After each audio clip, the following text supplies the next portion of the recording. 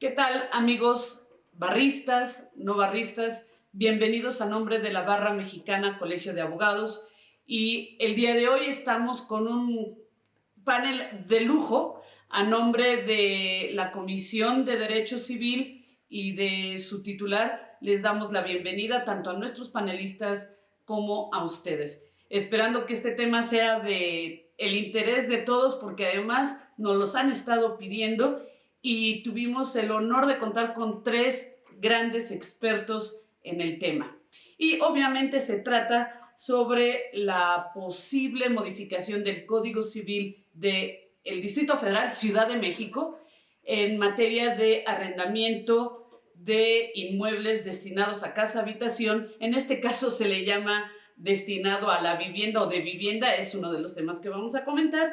Y entonces, para ello, además de darles esta bienvenida, yo soy Ligia González, abogada general de la Barra y consejera.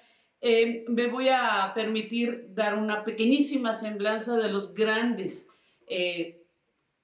logros que han tenido nuestros panelistas y empezaré por nombrar al doctor Miguel Ángel Lisiaga Galván, quien es licenciado en Derecho por la Universidad Panamericana, maestro en Derecho por la Universidad Marista, es maestro en Ciencias Jurídicas por la Universidad Panamericana, doctor en Derecho por la Universidad Marista y doctorando por la Universidad Panamericana. Catedrático de diferentes materias de Derecho Civil, Mercantil, Laboral, Corporativo en varias universidades, así como socio director de la firma Lisiaga García Profesionales Jurídicos, SC, especializada en atención a la empresa. Además de que ha sido profesor invitado de varias universidades. También tenemos al licenciado Ricardo Lara, quien es abogado postulante, muy conocido por todos en la Barra, profesor desde hace más de 40 años de diversas materias, ha sido miembro del Consejo de la Barra Mexicana y maestro de Teoría de las Obligaciones y Contratos y de Procesal Civil, así como ha publicado en diversas revistas y asesor de inmobiliarias.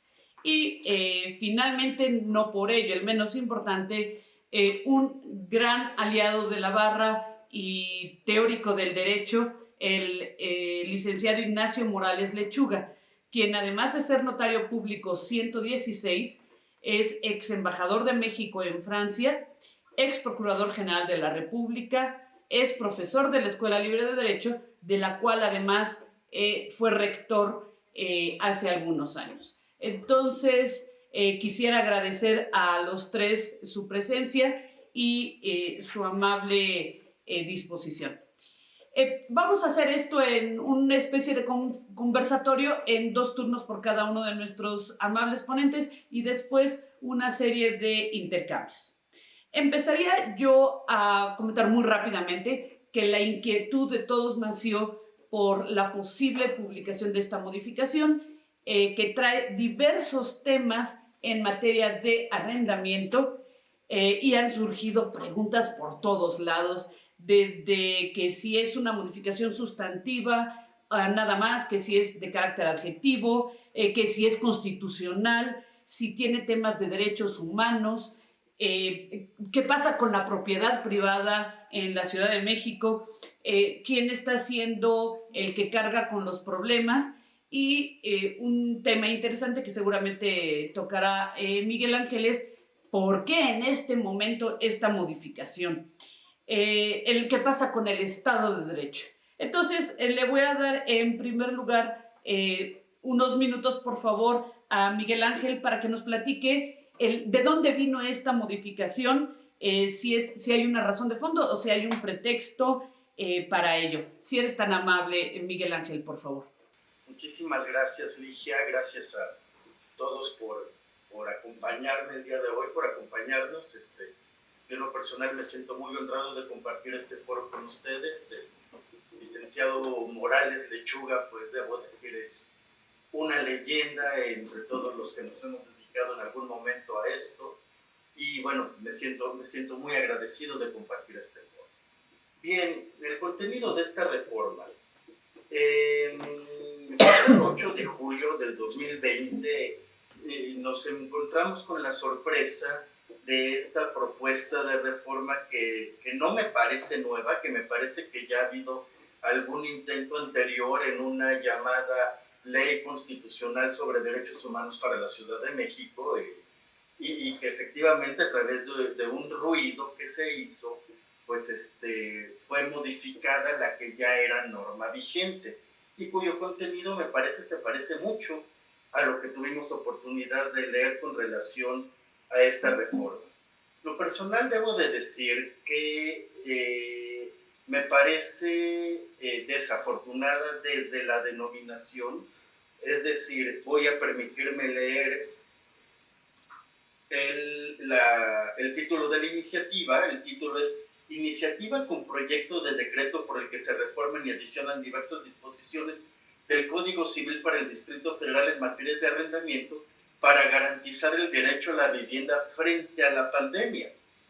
Con todo respeto, me parece que la pandemia, a pesar de que llevamos 4 meses encerrados, pues es una circunstancia que pasará, que en su momento terminará y que para hacer el título de una iniciativa de reforma, me parece incluso que va en contra de los principios de generalidad y abstracción que toda norma jurídica debe de tener. Es decir, está dirigida a un evento determinado y no es en una ley cuyo objetivo es permanecer, cuyo objetivo es la permanencia, el lugar en donde deba de hablarse acerca de ello. Pero más aún, y hablando un poquito de teoría de las obligaciones en un panel de monstruos, de expertos en estas materias, pues debo de señalar que las normas que pretende esta iniciativa modificar ni siquiera se encuentran bien localizadas en este tema.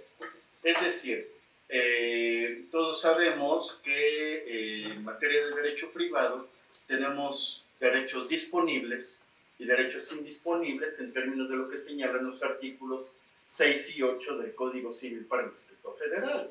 En ese sentido, si la norma es norma de orden público, si la norma establece reglas prohibitivas, si se señalan derechos de terceros o si vamos en contra de lo que se ha denominado la moral y las buenas costumbres en términos de lo que señala también el 1830, entonces la norma jurídica no es disponible y tiene que permanecer en sus términos. Si no estamos dentro de ninguna de esas circunstancias, entonces son normas que afectan únicamente los derechos de los particulares y por lo tanto a través de la exteriorización, la expresión del acto jurídico, podemos modificar de manera particular y únicamente entre quienes conforman este acto jurídico esa normatividad.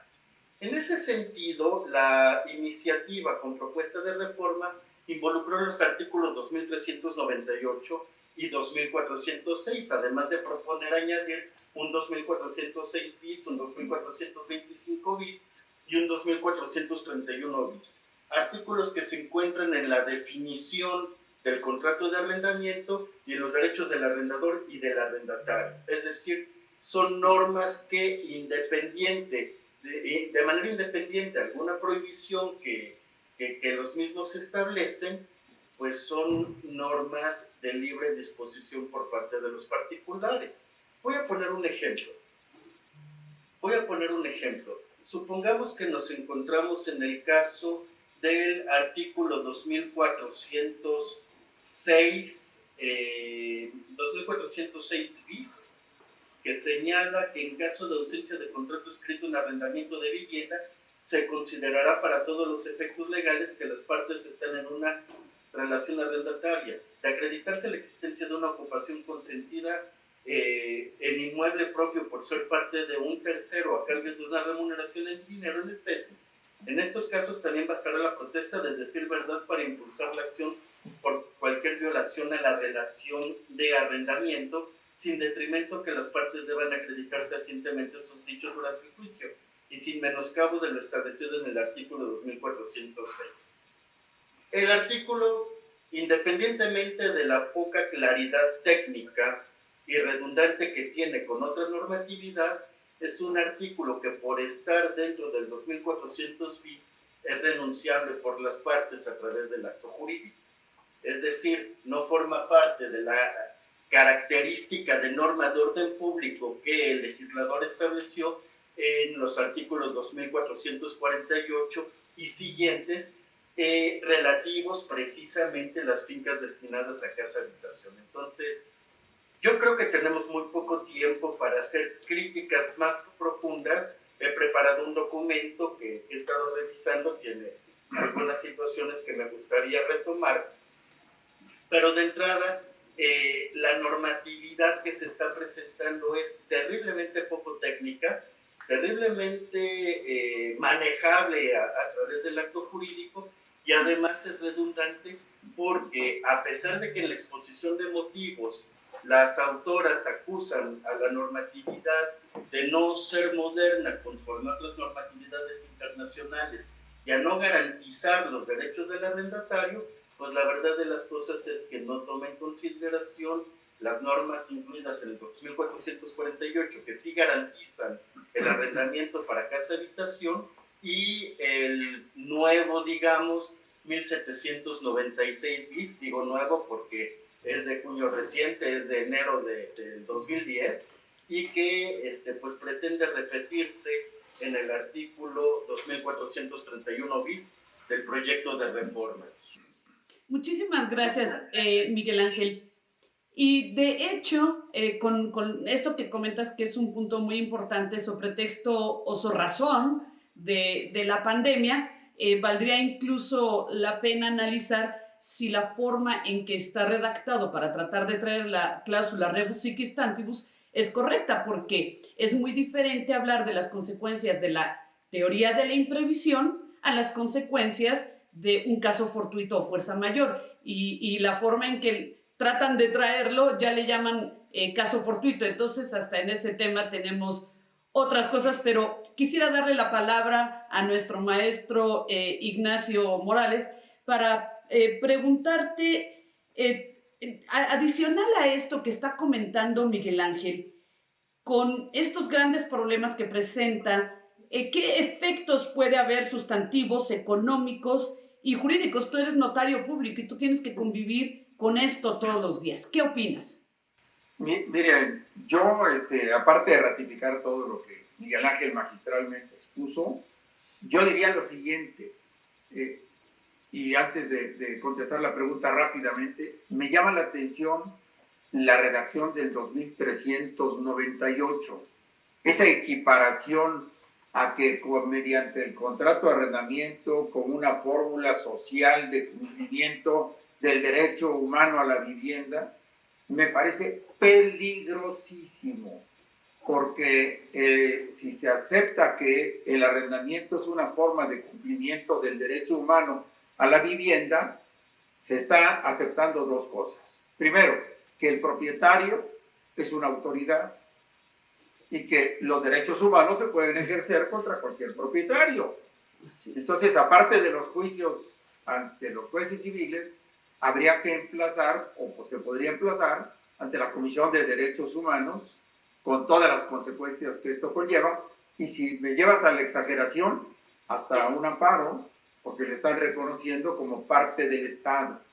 Si el propietario es parte del Estado para ejercer un derecho humano, también puede ser el principio para que el día de mañana las casas se contabilicen por número de metros ocupados por los dueños y sea obligatorio, para cumplir con la función social de la vivienda, alojar a las personas que no tengan una vivienda como parte del inventario social del Estado de viviendas, para hacer lo mismo que en Venezuela y en Cuba y ocupar propiedades sin contrato de ninguna naturaleza, basándose en la función social de la vivienda. Esto me parece verdaderamente alarmante. Quiero pensar con buena fe y decir que se les fue, pero si piensa uno con tantita intención, o chanfle, como dicen en mi tierra, pues está más que claro hacia dónde van. Pero antes, yo me permitiría decirle que se integre una comisión de la barra para que le informen a las diputadas que ya no existe el Distrito Federal, porque esta iniciativa es para un código que ya no existe. Entonces, si es para el del Distrito Federal, pues será el del Código de 28, no sé, o antes el que estuvo hasta antes de que el Código Civil fuese para la Ciudad de México. Pero la pregunta que tú me hacías, esto por supuesto causa pánico entre los inversionistas. Y si el propósito es proteger al inquilino del propietario, el efecto es al revés. Porque en cuanto se pone en práctica una iniciativa de esta naturaleza, la inversión inmobiliaria viene en descenso. Y muchos propietarios que han metido sus ahorros en departamentos o vivienda o casa habitación para rentarla y obtener una utilidad legítima, empiezan a venderlos por el miedo que van a tener de jamás poder desalojar a un inquilino incumplido. Esto desalienta al mercado. Al desalentar al mercado, la oferta baja. Al existir poca oferta, el precio sube. Y entonces hay una inflación adicional de los precios de la vivienda o de los precios de los arrendamientos de casa-habitación. El efecto es contrario a lo que las legisladoras supuestamente buscan, porque alteran los términos de la economía inmobiliaria. Y como bien dijo Miguel Ángel, esto pareciera ser un juego permanente contra el derecho a la propiedad. Lo primero fue efectivamente el artículo 70, pero hubo después otra iniciativa para sancionar con pérdida de la propiedad el quebrantamiento de sellos en sellos de clausura o de suspensión impuestos por la autoridad. Esto llevaría a la salvajada de equiparar, por ejemplo, la pérdida del automóvil cuando uno se pasase un alto. Una desproporción absoluta y absurda de la sanción frente a la conducta ilícita desplegada. Así que yo creo que ese 2398, aparte de estar fuera de lugar, encierra un enorme peligro. Dejo aquí mi participación para seguir adelante, Ligia. Muchas gracias. No, al contrario, muchísimas gracias, querido maestro.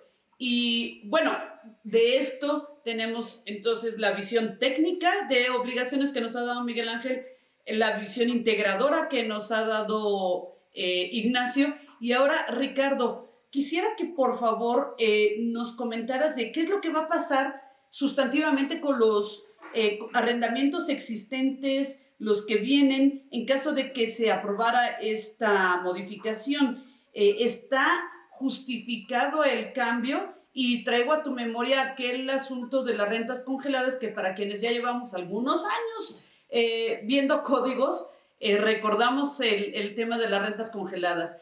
Entonces, mi querido Ricardo, que además tú eres un gran conocedor de la filosofía social, me permito darte la palabra. Muchas gracias, Ligia. Pues además de suscribir lo que han dicho con todo conocimiento, tanto Miguel Ángel como Ignacio, quizá un comentario sobre, apoyando la inquietud de Ignacio en el sentido de tergiversar el asunto del derecho humano a la vivienda, que desde luego no tiene que ver en un caso de arrendamiento. Esto ahorita espontáneamente me hizo recordar que ya desde los clásicos que distinguían la justicia entre conmutativa, distributiva y legal, el arrendamiento siempre ha estado ubicado dentro de la justicia conmutativa, es decir, la justicia del intercambio. Cuando vemos que se representa la justicia con la balanza, en donde uno tiene que estar balanceado con el otro, en el arrendamiento alguien da un objeto, como el que vende da un objeto, y otro paga un precio, en este caso una renta por ello. La justicia que aquí debe de imperar es la conmutativa.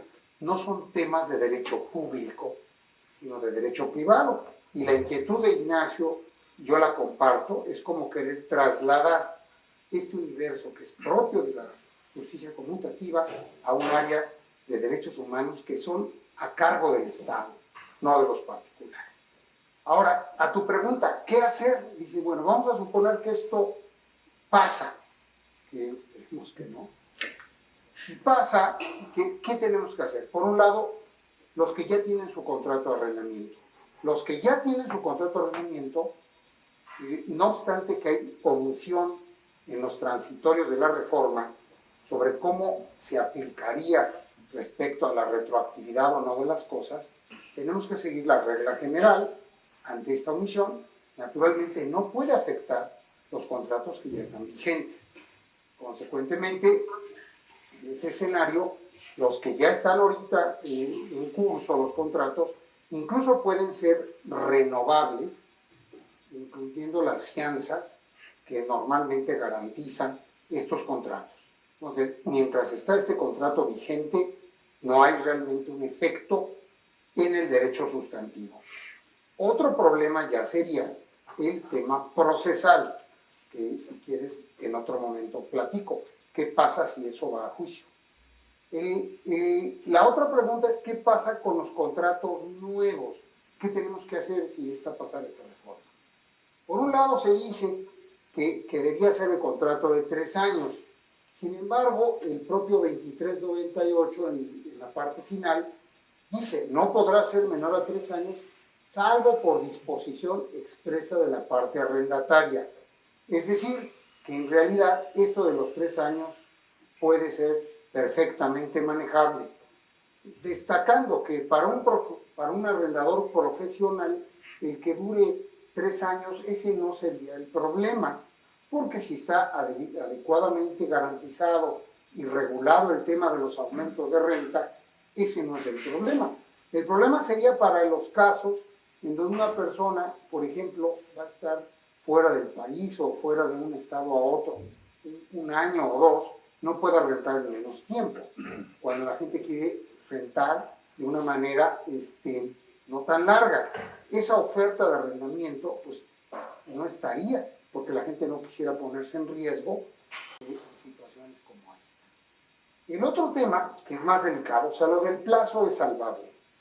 El otro tema delicado en un nuevo contrato es el tema de que dice que no se podrá solicitar, dice el 24 del 25 veis, el arrendatario tiene derecho, en la fracción 2, a que no se le solicite fianza o algún tipo de propiedad inmueble como garantía. Quiero decir que no está planteado propiamente como una prohibición, no dice se prohíben las fianzas, no dice serán nulas las fianzas, sino que lo que dice es que no, que el inquilino tiene derecho a que no se solicite fianza. Más allá de estas situaciones de interpretación, que repito, no dice que se prohíbe, pero vamos a pensar que no queremos correr con el riesgo del tema de la fianza. ¿Qué podemos hacer en un contrato nuevo? Pues no están prohibidos otros tipos de garantías. Por ejemplo, podríamos hacer firmar un deudor solidario, que en ese sentido, si hay deudas, tendría que responder igual que el inquilino. Podríamos tener también otro tipo de garantías. Por ejemplo, suscribir títulos de crédito en garantía, pagarés en garantía para el caso de incumplimiento, y ese pagaré lo podría suscribir también un aval. Tampoco está prohibida una prenda. Es decir, yo creo que podemos encontrar fórmulas que ante la eventualidad de que en efecto no hubiera fianza, no significa que no pueda haber otro tipo de garantías. Cuando habla de que no se pueden solicitar ningún tipo de propiedad de inmueble como garantía, la realidad es que nunca se han pedido inmuebles como garantía. Lo que sucede en la práctica es que investigamos que los fiadores tengan inmuebles, ¿verdad?, para el efecto de un eventual cobro, pero la fianza, digamos, típica, que no es comercial, no se inscribe en el registro público el caso de una fianza privada. Caso distinto es si la fianza la otorgara una institución afianzadora con características diferentes. En ese caso, sí podría haber una inscripción en el inmueble. Entonces, ¿qué diría yo? Un poco de relativa calma. Nuestros contratos tendrían que ser iguales, tendríamos que manejar especialmente el tema de lo del plazo, que ya les dije que es manejable, solo podemos tener una renta anticipada como depósito, y tenemos que buscar el tema de las garantías. Entonces, en ese sentido, yo creo que hay mecanismos para hacerlo. Me preocupa otro, como más bien el tema social, un poco como tú lo ves. Este tipo de reformas tiene una confusión muy seria, en donde suponen que todos los arrendadores, todos son grandes inmobiliarias, todos los arrendadores son muy ricos, y además un poco malos, explotadores. Y los inquilinos, pues todos son buenos y gente vulnerable y débil. Eso es una ignorancia sobre el arrendamiento en nuestro país. En nuestro país hay arrendamientos desde grandes mansiones con altísimas rentas hasta cuartos de azotea o anexos de casa. Y si nosotros checamos bien en niveles del INEGI cuál es el arrendamiento que más abunda, curiosamente el más abundante es el arrendamiento de clase media y baja, y no necesariamente el arrendamiento de los ricos y de los grandes inmobiliarios. Entonces, en ese sentido, ¿dónde es donde faltan los contratos escritos? En esos medios sociales, en donde son de clase media, baja y baja, se están a la palabra, en donde les rentan algún anexo, el cuarto de fuera de la vivienda, la azotea o en un nivel social que es popular. En ese sentido, este tipo de reformas no están considerando esto. Y para responder a tu pregunta, que si es una reforma justificable, la realidad es que no. Yo creo que estamos en un buen momento en donde la legislación del arrendamiento, tanto sustantiva como procesal, está funcionando. Y eso es lo mejor que le puede pasar a los arrendadores y también a los inquilinos. Cuando se dificulta o se bloquea legalmente los mecanismos de arrendamiento con libertad razonable entre las partes, o se dificulta procesalmente el volver a recuperar nuestro inmueble, ¿qué es lo que sucede? Como referiste en la época de las rentas congeladas y otros momentos que ha habido en el país. ¿Qué sucede? Pues la gente no renta. Lo que hace es que no renta. ¿Y qué es lo que sucede? No le da mantenimiento a los inmuebles. Se cae la oferta inmobiliaria, se cae la oferta de la calidad de los inmuebles. ¿Y quién lo paga a la larga? Pues los inquilinos tendrán que ser más costosas y de menor calidad los inmuebles por el alto riesgo que tienen que asumir los arrendadores. Entonces no se justifica, no se ayuda socialmente. Al contrario, este tipo de reformas terminan perjudicando al que supuestamente se busca beneficiar. Con esto cierro mi primer. Muchas gracias, estimado Ricardo. Eres muy amable y me gustaría entonces regresar con Miguel Ángel a preguntarle dos cosas. La primera es, desde el punto de vista constitucional transitorio, traemos nosotros ya procesalmente una instrucción que dio el constituyente para que se emita ya un Código Nacional de Procedimientos Civiles y Familiares. Y si leemos la propuesta de reforma, yo diría, y me permito dar una cifra, que un 50% de la misma es de carácter procesal. ¿Qué va a pasar con esto si lo aplicamos? Y Ricardo nos va a platicar las cuestiones procesales locales, pero a mí me gustaría a ti preguntarte, desde el punto de vista de recursos de carácter constitucional, ¿qué es lo que ves en caso de que suba, tanto problemática como qué recursos tendrían las personas en caso de que sí pasen y suban esta iniciativa? Por favor, Miguel Ángel. Claro que sí, Ligia, muchísimas gracias.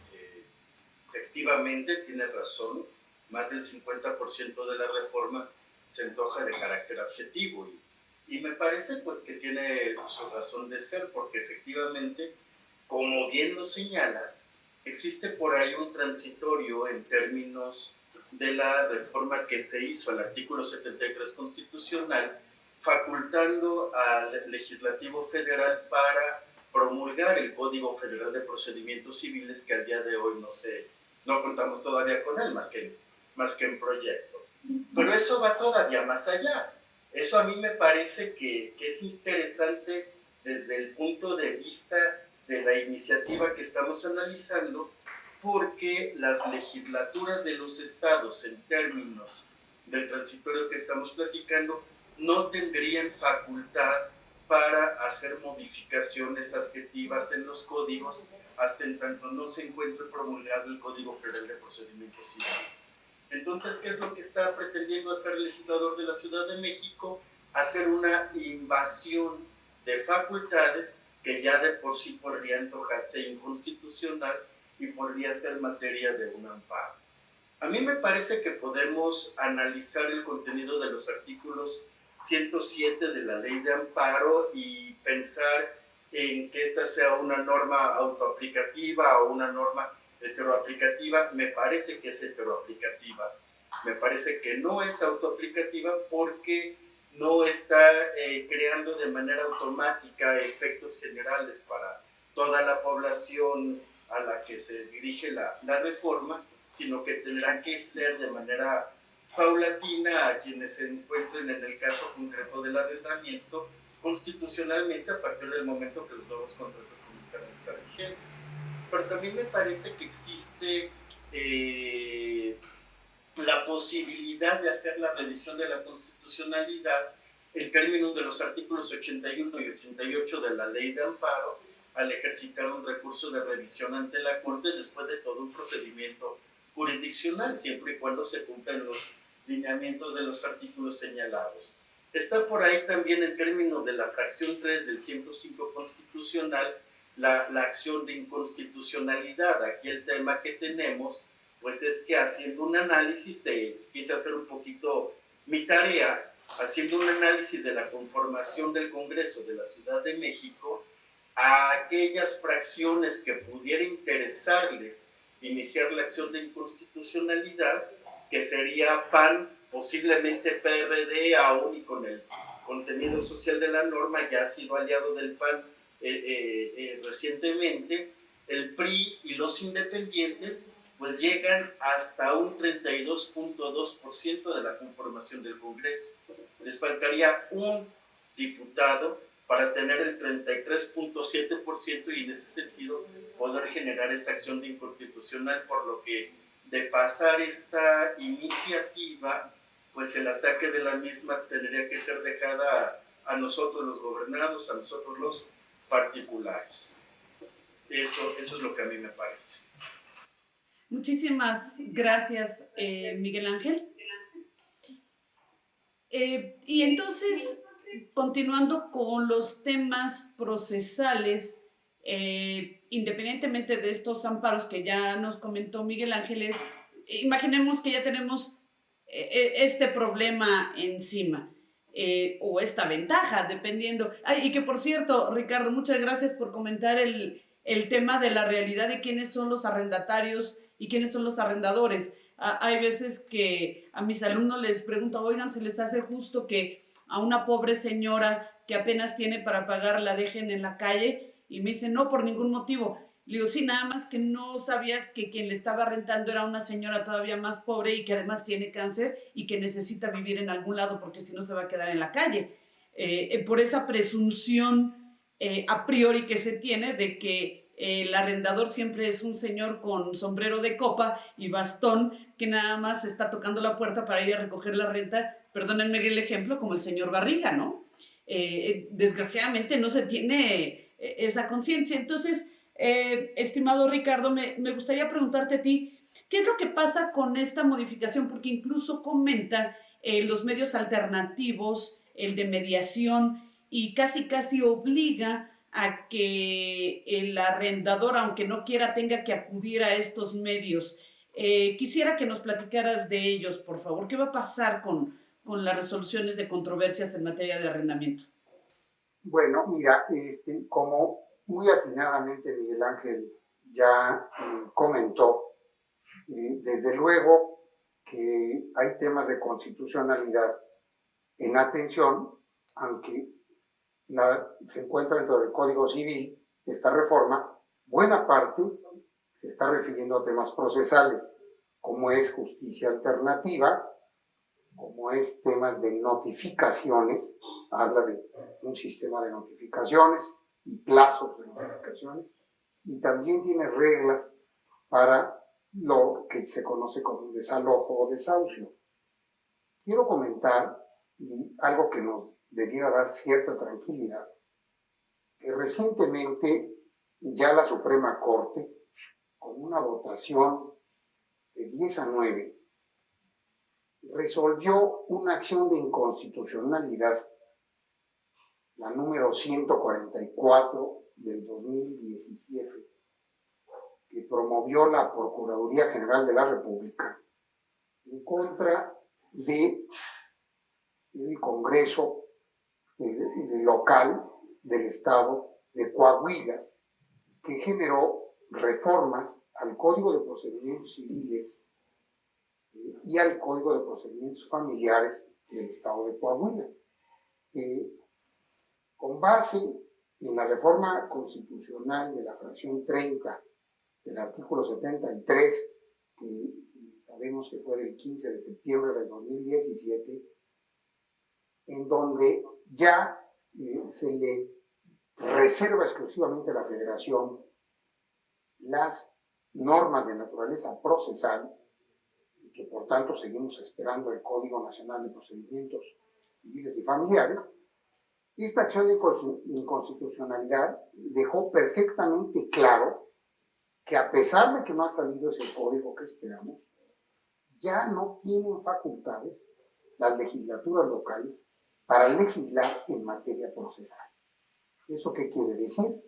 Esta sentencia, aunque la Asamblea del Distrito Federal no pueda promover la acción de inconstitucionalidad, esta argumentativa la vamos a poder presentar en el amparo, combatiendo perfectamente al momento que se pretendan generar estas reglas procesales en perjuicio de alguno de nosotros. Entonces, quiero decir esto, que yo creo que es una noticia positiva en todo este contexto. Por otro lado, si leemos las disposiciones procesales, una en donde nos dice que debemos ir a la justicia alternativa en situaciones extraordinarias. Quiero comentar que esa norma en realidad no está diciendo nada nuevo. La ley de justicia alternativa nos permite acudir a los mediadores públicos o privados en cualquier situación de controversia, haya o no situaciones extraordinarias.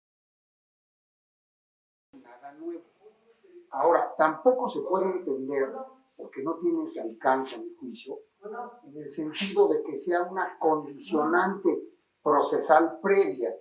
Simplemente dice que podemos acudir, tenemos derecho, dice la fracción 7, los inquilinos, a acceder a los mecanismos de solución de controversias en casos fortuitos que requieran un replanteamiento de las condiciones del contrato de conformidad con lo establecido con la ley de justicia alternativa. Por un lado hay la confusión que tú ya bien detectaste, que no distingue entre situaciones de teoría de la imprevisión y las situaciones de caso fortuito, lo que es un error técnico. Pero en todo caso, la posibilidad de ir a la justicia alternativa está en la ley de justicia alternativa, diga o no artículo. Y ya. Corta el micrófono.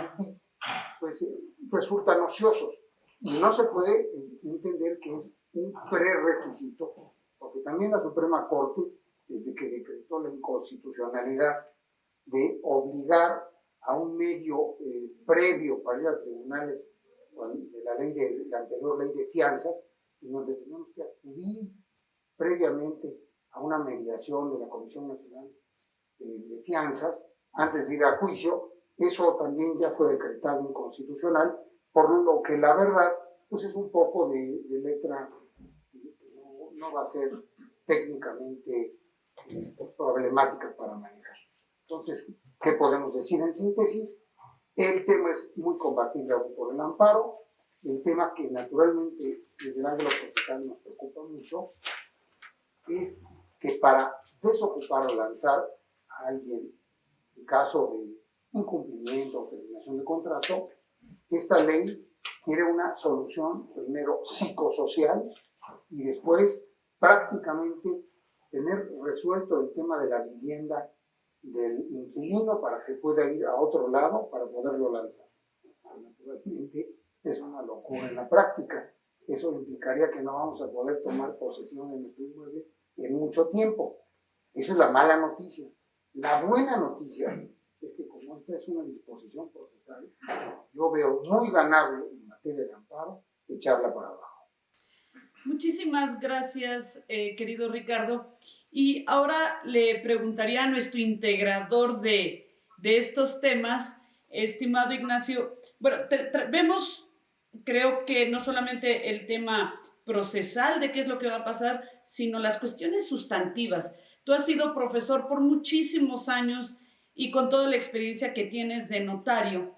Desde el punto de vista sustantivo y análisis de la terminología que está en esta propuesta, tenemos asuntos desde la palabra rescisión, desalojo, que si es un derecho a la vivienda, que si es casa habitación, problemas, disculpen, de conciliación de las cuestiones procesales, de lo que puede llegar a ser un código nacional, que por cierto, nuestros barristas lo saben, la barra ha presentado un amparo por la ausencia o no cumplimiento de la emisión de este código que es necesario, o bien, si no puede salir por muchos asuntos de conciliación, pues ya de una vez que se diga. Tenemos el tema de la cláusula rebus sic stantibus.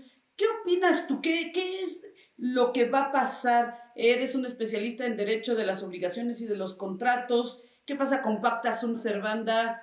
Si eres tan amable, estimado Ignacio, de redondear todos estos asuntos que tenemos enfrente y que sí nos levantaron las cejas. Cómo no, yo creo que hicieron una mezcla de conceptos procesales y sustantivos y además hablan insistentemente, como si estuviese en la mente de ellos, vender la idea de que no se pueden llevar a cabo desalojos.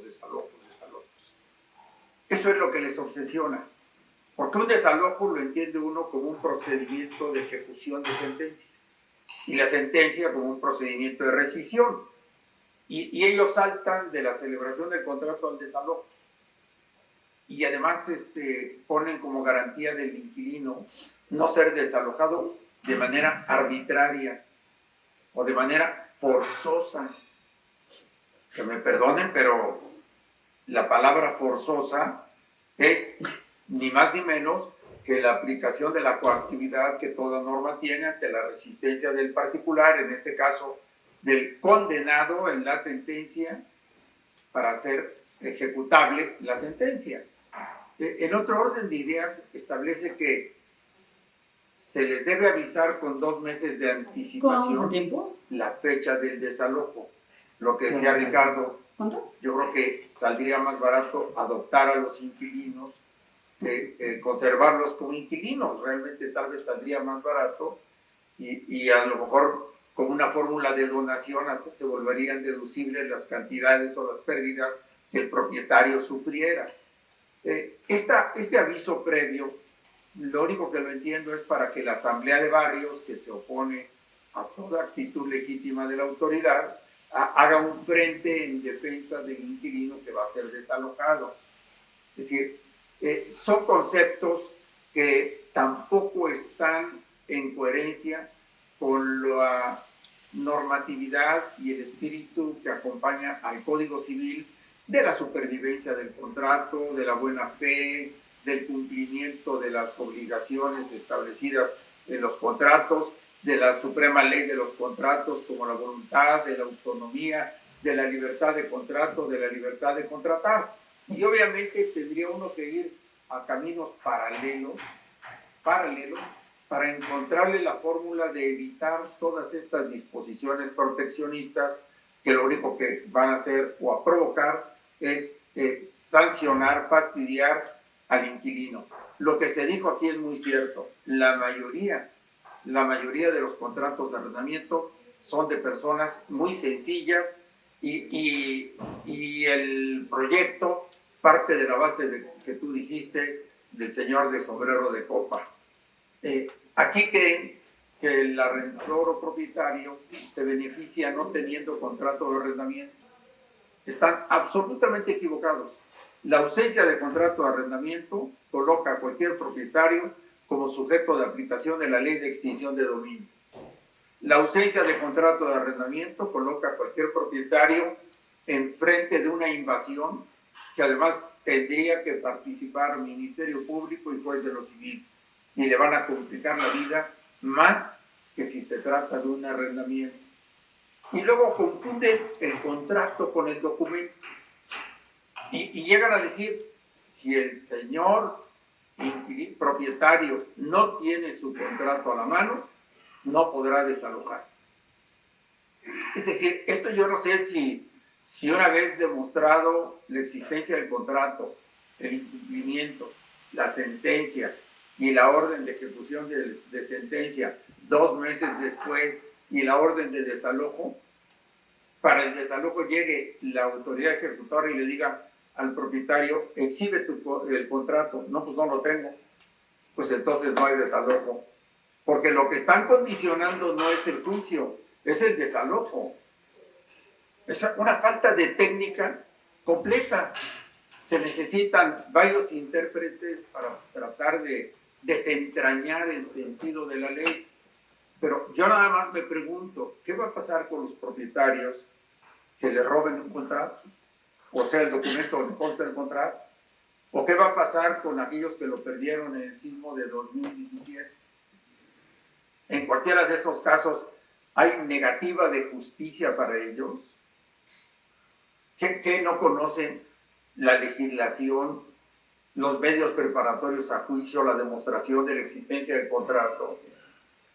Verdaderamente se nota con toda claridad la mala fe del legislador en este caso contra uno de los segmentos o de los contratantes, en este caso de los propietarios, y otra vez la polarización y división social y política ideológica del propietario y del inquilino. Esto que ya se había perdido, que se había borrado, lo vuelven a sacar como si estuviéramos en la década de los 70.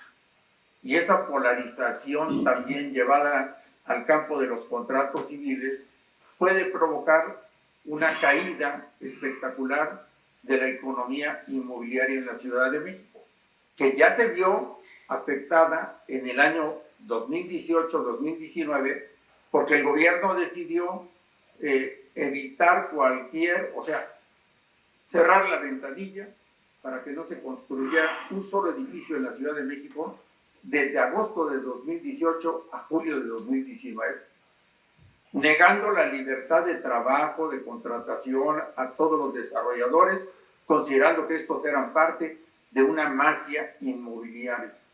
Y con ese pretexto se dejó a la ciudad y a los trabajadores sin empleo durante un año. Esa fue la actitud del actual gobierno una vez que tomó posesión.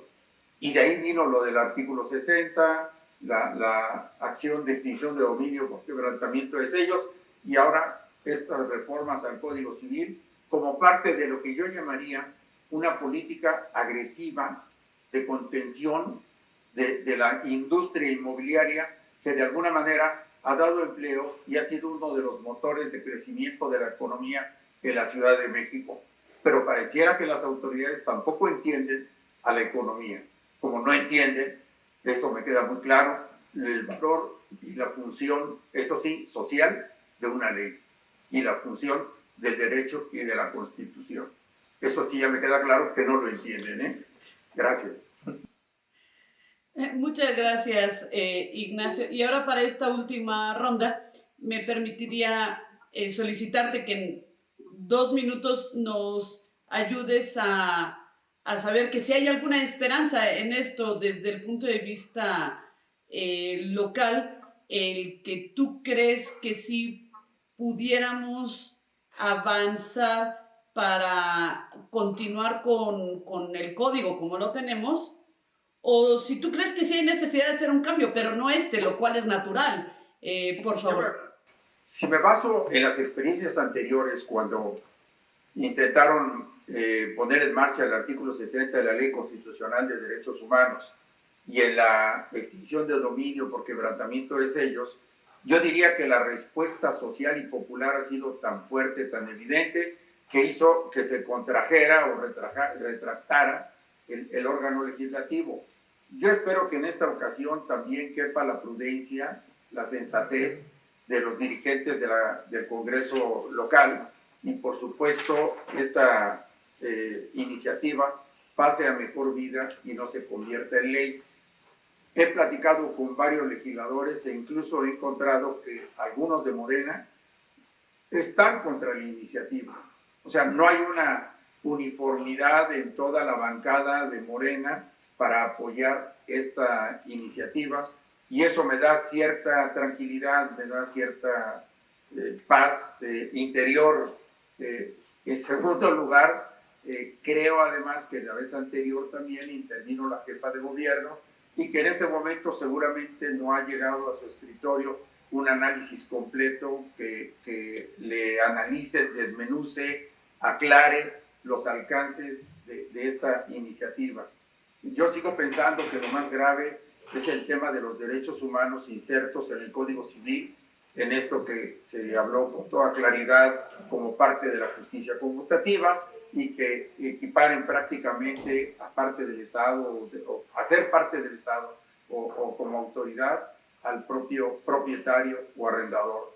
Yo creo que son de estas desafortunadísimas intervenciones de los legisladores que con sentido populista y para favorecer aparentemente al sector más desprotegido, lo colocan dentro del arrendamiento. Yo lo que diría como conclusión también de esta reunión es que debiéramos empujar para que el gobierno trace un programa integral de protección que sí se lo merecen todos aquellos que han perdido su trabajo, que se han visto afectados con motivo de la pandemia y que de alguna manera se encuentren fórmulas de atención y de solución. En París, en otras ocasiones, iniciaron la construcción de multifamiliares de baja, digamos, de bajísima renta para migrantes, para personas desprotegidas, para mujeres o madres embarazadas que ganaban poco y de alguna manera la propia ciudad ayudaba a sus sectores desvalidos a que fueran incorporándose a un camino un poco más productivo, con mejores ingresos, pero esto tiene que ser un esfuerzo que parta del gobierno de la ciudad, en donde el propio gobierno convoque a los demás sectores participemos e inclusive haya de alguna manera beneficios fiscales o de alguna otra naturaleza para que la participación se incentive pues con mayor entusiasmo. Pero es una responsabilidad gubernamental, no es de los propietarios, no es de los arrendadores, no le corresponde a los propietarios cargar con los efectos negativos de la pandemia y de una pandemia que por cierto ha sido mal prevista, mal controlada, mal gestionada por el gobierno federal y en este caso con muchos errores también por parte del gobierno local. Así que yo creo que ahí es donde la sociedad tenemos que trabajar. Ahora, yo tengo mucha fe en la respuesta social, los colegios de alguna manera, el propio colegio de notarios y la sociedad en su conjunto está viendo con mucha preocupación esta iniciativa y por supuesto las protestas no se están haciendo esperar en todos los foros y en todos los ámbitos. Así que ojalá tengamos una respuesta positiva y no sigamos sobrecargando de trabajo a los tribunales federales y a la Suprema Corte de Justicia. Muchísimas gracias, Ignacio. Y también para cerrar, me permitiría darte la palabra también por unos 2 minutos, estimado Miguel Ángel, para que nos ayudaras a entender, ¿está en peligro el derecho de propiedad, que es lo primero que aparece en los titulares en caso de que pase esta modificación? Si está en peligro el derecho de propiedad, se puede considerar que es un derecho para personas morales, porque hay también varias que son las titulares de algunos de los inmuebles que se dan en renta. Y ya finalmente luego le voy a preguntar a Ricardo qué pasa si esta modificación alcanza a otros tipos de arrendamientos. Pero a mí me gustaría preguntarte a ti, Miguel Ángel, ¿qué sucede con el choque de estos derechos fundamentales, para llamarles de alguna manera? Por favor. Sí, Bien, muchas gracias, Ligia. Te decía, me parece la pregunta muy interesante y me parece pues que tiene bastantes connotaciones o bastantes respuestas. En primer lugar te diría junto con Ricardo y te diría junto con Nacho que no me parece que esté en peligro el derecho de propiedad en la Ciudad de México. Me parece que contamos con los mecanismos suficientes para defenderlo. Creo que, como lo dije en mi anterior participación, de pasar esta iniciativa, tenemos los medios, los mecanismos y los argumentos suficientes como para poder atacarla y evitar que esto continúe. El derecho de propiedad, muchísimas jurisprudencias que tuve oportunidad de leer, sí es considerado también como un derecho humano. Entonces, aquí tenemos un choque de derechos y había que pensar junto con Robert Alexi en la ponderación de derechos al final del día. Es decir, punto número 1, la exposición de motivos de esta iniciativa no me parece a mí suficiente como para justificar las reformas que están proponiendo, porque como bien lo señaló Ricardo, está acotada. Y está acotada, dirigida hacia un grupo social, hacia una reivindicación de grupo, y termina pareciendo más un discurso que una norma jurídica concretada en un código, en una norma de derecho privado. Entonces, yo creo que se tienen que tomar en cuenta a todos los actores involucrados dentro del problema que estamos analizando, que es el problema de arrendamiento, para verificar si efectivamente todos los arrendadores tienen la chistera y el bastón y todos los arrendatarios son el pueblo bueno que está siendo explotado de mala manera por estos malvados arrendadores. La respuesta es muy clara, no es cierto, no es así. El derecho de propiedad, el más natural de los derechos, incluso consagrado constitucionalmente, existe por una razón, existe para el desarrollo de las personas dentro de la sociedad, y sí, este derecho también existe como tú lo señalaste en su momento, para las personas morales. No sé si vaya a pasar esta iniciativa, comparto mucho la opinión de Nacho, y creo que va a ser pues también nuevamente un intento, otro intento más, de tratar de negar de alguna manera presencia a estos derechos naturales, como es el derecho de propiedad, para dar causa a un derecho económico, a un derecho social en estos términos del Estado moderno, y satisfacer necesidades de grupo. Eso es lo que al final del día a mí me parece que está sucediendo. Creo que el legislador mexicano, el legislador actual a nivel federal y a nivel local, merecería una mayor preparación para poder poner sobre la mesa estas circunstancias. Ya de chisme comentaré que hoy en la mañana, leyendo el financiero, pues estaba yo leyendo que el Senado de la República también está analizando reformas al contrato de arrendamiento en el Código Civil Federal. Bueno, si las reformas, como bien lo señaló Ricardo, en materia procesal ya son imposibles para las legislaturas de los estados por estar fuera de su competencia, bueno, pues de la misma manera me parece que las reformas en el Código Civil Federal, en el contrato de arrendamiento, no son más que una invasión a los códigos de los estados en términos del 124 constitucional con relación al 73 fracción décima, toda vez que la legislatura federal no tiene facultades para hacer esa reforma en toda la República, brincándose las legislaturas locales porque la materia civil sustantiva no está contemplada en esa fracción décima del 73.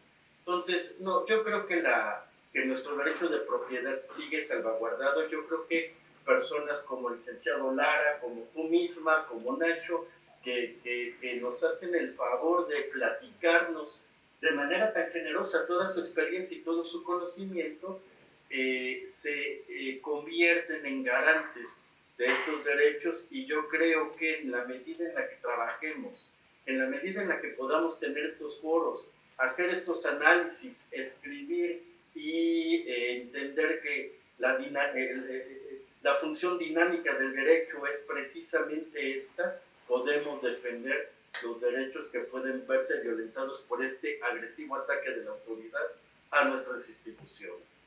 Eso es lo que yo tendría que decir. Muchas gracias.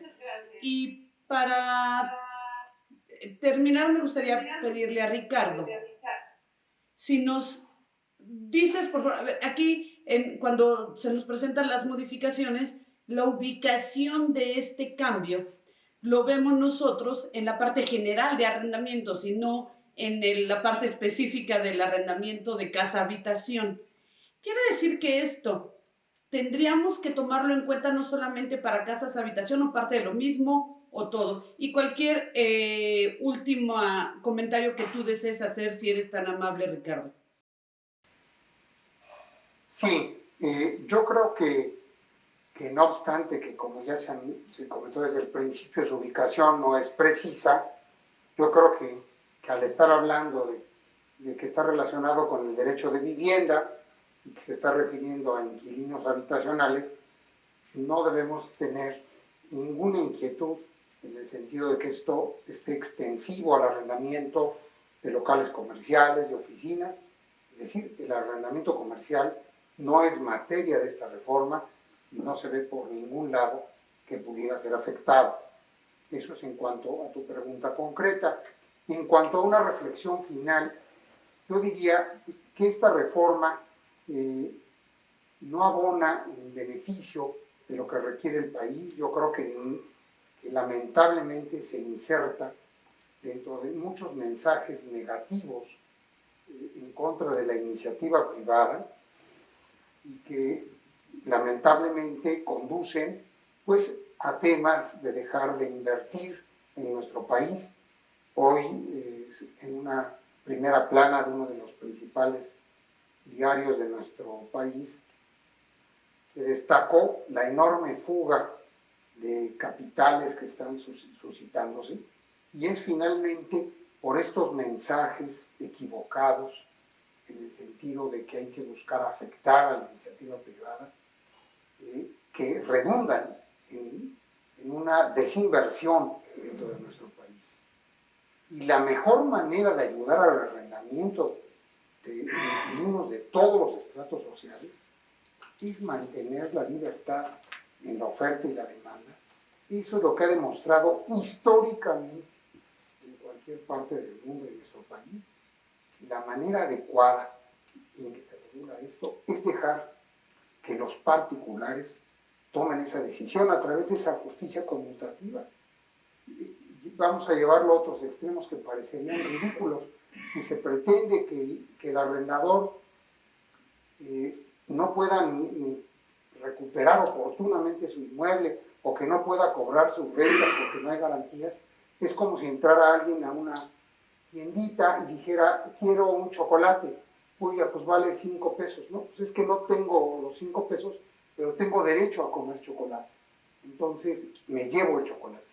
Es así de ridículo el tema y lo podemos extender a todos los medios en donde donde opera la justicia conmutativa. No debe trasladar el Estado mexicano sus obligaciones a los particulares. El Estado tiene que responder y curiosamente reformas como esto, lejos de ayudar al propósito de la vivienda social, consiste en una afectación inversa, completamente inversa. Lo que refleja, lo digo respetuosamente, pero hay una franca ignorancia tanto de la economía del arrendamiento, tanto del derecho sustantivo, la teoría de las obligaciones y de los contratos, como ignorancia en el derecho procesal. Lamentablemente es una reforma que no se le ve nada, absolutamente nada de positivo, y todos y cada uno de los artículos tienen defectos de redacción, defectos de forma y de fondo. Con eso concluiría. Muchas gracias, querido Ricardo. Y a mí me dejan de enseñanza estos tres grandes, Miguel, Ricardo e Ignacio, varias cosas. La primera es el regresar a lo básico de la teoría de las obligaciones, regresar a lo básico de la teoría constitucional de derechos humanos, derecho a la propiedad, y regresar a lo básico en materia procesal. Cómo se legisla para que el resultado sea efectivo y una grande que es lo que acaba de decir Ricardo y también lo mencionaron nuestros otros interlocutores. ¿Cómo está el Estado transmitiendo bajo la razón, pretexto o causa de una pandemia obligaciones a los particulares, sean ricos o no sean ricos, que le deberían de tocar al Estado y garantizar a través de diferentes medidas el que efectivamente los derechos que están en la Constitución, como el derecho a la vivienda, se resuelvan, pero de la manera correcta, en que el equilibrio sea para todos. Yo quiero dar las gracias a nuestros tres ponentes, Ricardo, Ignacio, Miguel Ángel. Brillantes sus exposiciones. Estoy segura que nuestros queridos barristas tendrán muchos otros temas que comentar a raíz de esto, preguntas que estaremos recibiendo por la plataforma de Facebook y la misma barra, y se las haremos llegar. Todo un honor estar con ustedes y pues les deseo el mejor de los días. Estaremos viendo qué es lo que pasa, poniendo ahora sí que nuestra esperanza en que haya prudencia, quizás es la palabra, y regreso al Estado de Derecho en todos los sentidos. Les agradezco mucho, amigos. Muchas gracias por su tiempo y pues que tengan muy buen día.